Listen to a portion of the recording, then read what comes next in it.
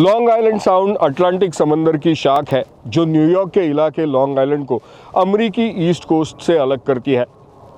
Long island sound खाड़ी के पानी में मिलने वाली मछली इसके किनारे पर मुजाफती इलाकों में बसने वाले लोगों के खुराक का एक अहम हिस्सा है।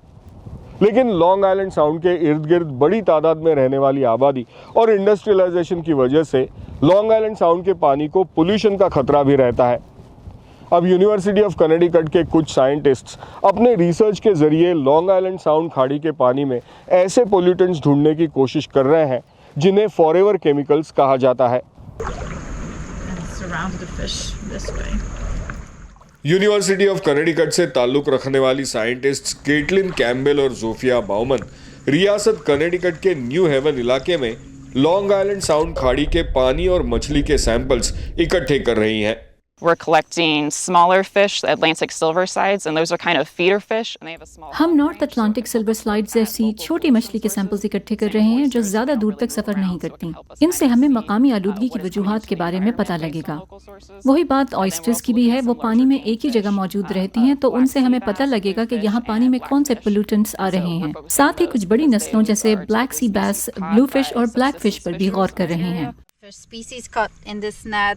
इन सैंपल्स की लेबोरेटरी में जांच करके वो इनमें पर एंड पॉलीफ्लोरो अल्काइल सब्सटेंसेस या पीफैस नाम के केमिकल्स की मौजूदगी का पता लगाने की कोशिश करेंगी। They are hydrophobic, meaning they repel water. They can also repel grease, पानी में मौजूद ये केमिकल्स पानी के साथ तेल और ग्रीस को भी रिपेल करते हैं। इन खुसूसियत की वजह से इन्हें रेनकोट्स, कार लुब्रिकेंट्स और आग बुझाने का फॉर्म तैयार करने के लिए इस्तेमाल किया जाता है। कई तरीकों से ये केमिकल्स माहौल में आते हैं और अलग अलग ऑर्गेनिजम्स का हिस्सा बनते हैं। पीफैस केमिकल्स बायोडिग्रेडेबल नहीं है, यानी एक बार तैयार किए जाने के बाद उनका कुदरती तरीके से खात्मा नहीं होता, इसीलिए उन्हें फॉरएवर केमिकल्स कहा जाता है। इंडस्ट्रीज या एयरपोर्ट से छोड़े जाने वाले वेस्ट वाटर के जरिए पीफैस केमिकल्स नदियों और लॉन्ग आइलैंड साउंड जैसी खाड़ियों में आते हैं। इन केमिकल्स के एक्सपोजर से कैंसर, लिवर खराब होना या अस्थमा जैसी बीमारियां हो सकती हैं। हाल ही में न्यूयॉर्क के माउंट साइनाई हॉस्पिटल की जानिब से किए गए रिसर्च के मुताबिक एशिया से ताल्लुक रखने वाले अमरीकियों में फॉरएवर केमिकल्स की मौजूदगी दूसरी नस्लों के मुकाबले में ज्यादा पाई गई है।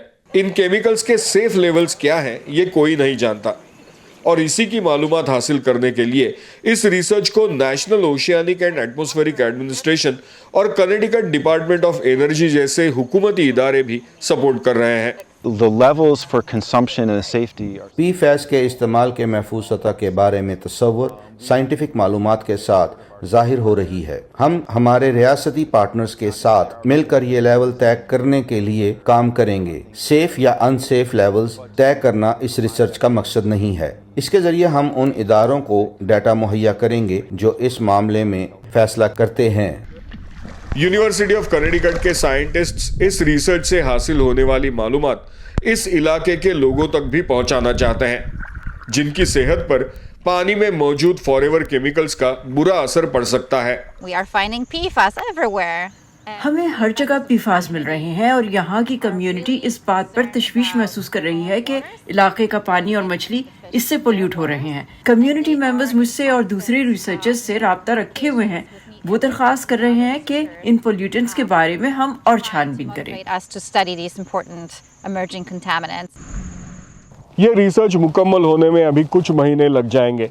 इससे होने वाली मालूमात को साइंटिफिक पब्लिकेशंस के जरिए हुकूमती इदारों और दूसरे साइंटिस्ट के साथ शेयर किया जाएगा, जिससे लॉन्ग आइलैंड साउंड में फॉरएवर केमिकल्स के फैलने और उससे पैदा होने वाले खतरे को समझने में मदद मिलेगी, और साथ ही इन केमिकल्स को एनवायरनमेंट में आने से रोकने के तरीके ढूंढने में भी आसानी होगी। Anshuman Apte, voice of America, Connecticut.